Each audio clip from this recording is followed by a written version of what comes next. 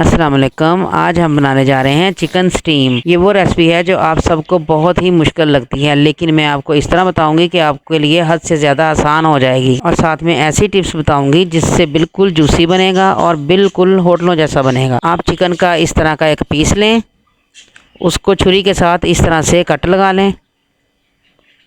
ये कट इसलिए लगाएंगे ताकि इसमें हम मसाला हमारा जज़ब हो जाए। अब हम लेंगे एक कटोरी दही और इसमें डालेंगे 1 चम्मच पिसा हुआ अदरक लहसुन का पेस्ट और नींबू का रस डालेंगे तकरीबन 2 चम्मच।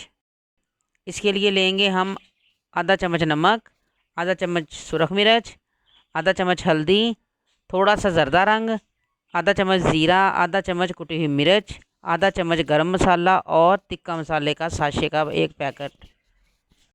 सारी चीज़ें दही में डालकर अच्छे से मिक्स कर लें और फिर हम ये सारा मसाला दही वाला अपने चिकन के पीस पर लगाएंगे। इस तरीके से लगाएंगे। जो ये हमने कट दिए हैं इसके अंदर अच्छे से भर देंगे। ऊपर भी नीचे सारे पीस पे हम अच्छे से ये मसाला लगा देंगे। और अगर जूसी ज़्यादा बनाना हो तो इसे हम 6-7 घंटे के लिए इस मसाले को लगा रहने देंगे। अब हमारे इस पीस को 6-7 घंटे हो चुके हैं।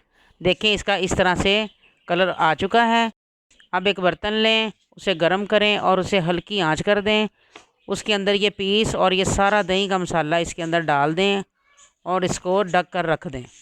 15 मिनट बाद इसको खोलें और इसकी रंगत इस तरह की हो चुकी है और इसे आराम से पलट दें और फिर दोबारा ढक कर रख दें तकरीबन 15 मिनट के लिए। अब ये देखें हमारा पीस तैयार हो चुका है।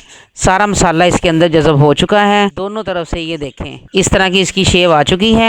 अब हम इसको ठंडा करके फ्राई करेंगे। इस पीस को ठंडा करके फ्राई इसलिए करेंगे कि अगर हम गरम गरम फ्राई करेंगे तो इसका सारा मसाला लैदा हो जाएगा, इसलिए इसको ठंडा होने देंगे फिर फ्राई करेंगे। हमारा पीस ठंडा हो चुका है। अब हम एक कढ़ाई लेंगे, उसके अंदर ऑयल डालें और उसे गर्म होने दें। ये दिल लीजिए हमारा ऑयल गर्म हो चुका है। अब हम इसमें बड़े आराम से ये पीस रख देंगे। इसे आप उतनी देर बिल्कुल नहीं छेड़ेंगे जब तक ये ब्राउन ना हो जाए। फिर 2 चमचों की मदद से इसको पलटेंगे ताकि ये टूट ना जाए। ये हमारा पीस तैयार हो चुका है। अब हम इसको आराम से प्लेट में निकाल लेंगे और डिश आउट करेंगे। ये हमारा पीस तैयार हो चुका है। हमें कहने की ज़रूरत नहीं, ये कितना मज़े का लग रहा है, आप खुद देख सकते हैं।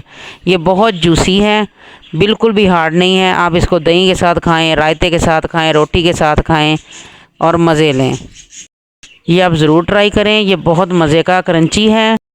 मेरे बच्चे तो जब भी फरमाइश करते हैं इसी चीज़ की करते हैं, उन्हें तो बहुत पसंद है।